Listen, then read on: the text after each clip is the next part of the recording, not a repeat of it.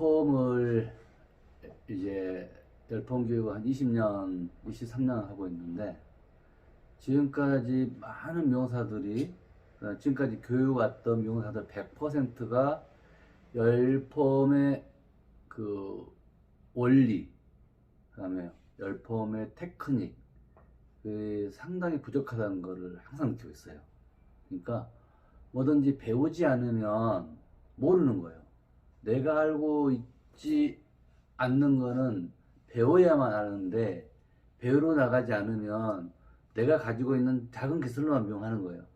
그러니까 실력이 안 늘고 매출도 안 늘고 그렇게 되는 거죠. 뭐든지 많이 알고 많이 공부를 해야 많이 하게 되는 거잖아요. 네. 많이 공부를 하는 사람은 결국은 쓸 게 많은 거예요.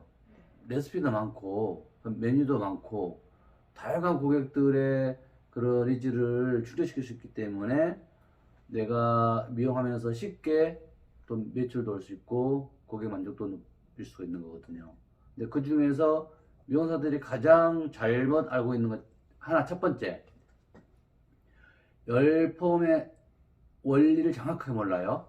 두 번째, 열폼의 손상 원인을 정확하게 몰라요.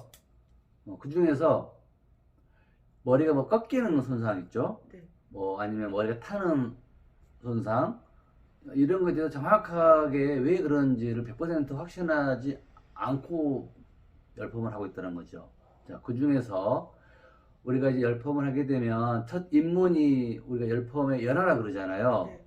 그러니까 열폼의 연화라는 말 자체부터가 틀렸어요. 연화란 물질이 무르거나 부드러워진 걸 연화라 그래요. 근데 모발에 일제를 발라서 모발이 물러지거나 부드러져 버리면 네네. 모발의 원래 고유의 기능성을 사실한 거잖아요. 그잖아요? 모발에 탈색약을 바르면 탈색이 돼서 뭘 손상되는 거잖아요. 네. 그죠? 모발에 일제를 발라서 연화가 되면 그게 손상된 거예요. 그러니까 우리가 열폼할 때 연화 테스트를 보잖아요. 네. 뭐 로트를 감거나 뭐 꺾어보거나 그 다음에 뭐 당겨보거나 이렇게 평균성 연화를 보는데 이렇게 열폼을 연화를 보는 것은 그 전혀 과학적이지 않고 그 다음에 그 방법은 옳은 방법이 아니에요. 근데 대부분 그렇게 배워왔어, 선배들한테.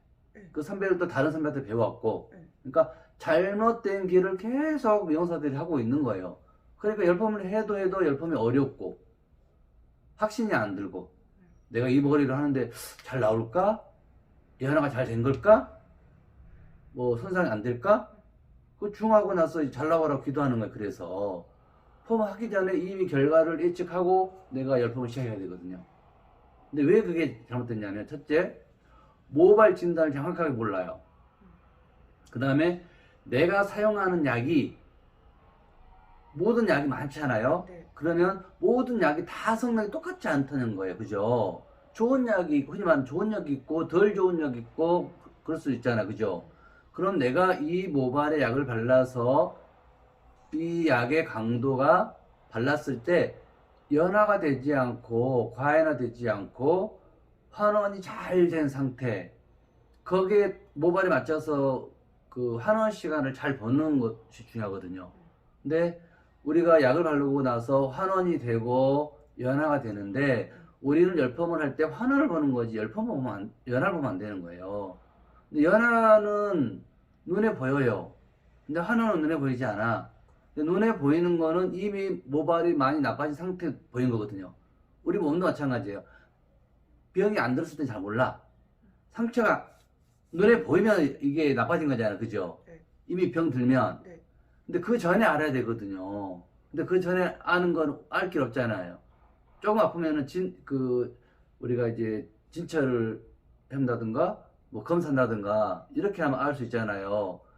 근데 열폼은 우리가 약을 바르고 나서 연화가 잘 됐다라고 눈으로 확인하는 순간 이미 열폼은 거기서 90% 이상은 실패한 거죠. 그래서 열폼은 제가 20년 넘게 강조하는 게 열폼은 연화를 보는 게 아니라 한원을 봐야 된다.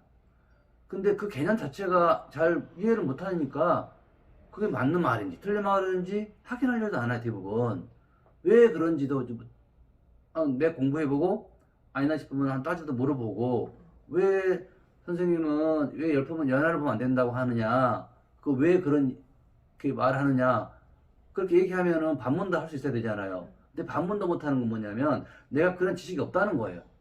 확고한 지식이. 잘못된 확고한 지식이 있어야 되는데 그 잘못된 확고한 지식도 뭐 없어 내가. 그러니까 열품을 하면서 평생 열품이 어렵다 생각하는 거죠.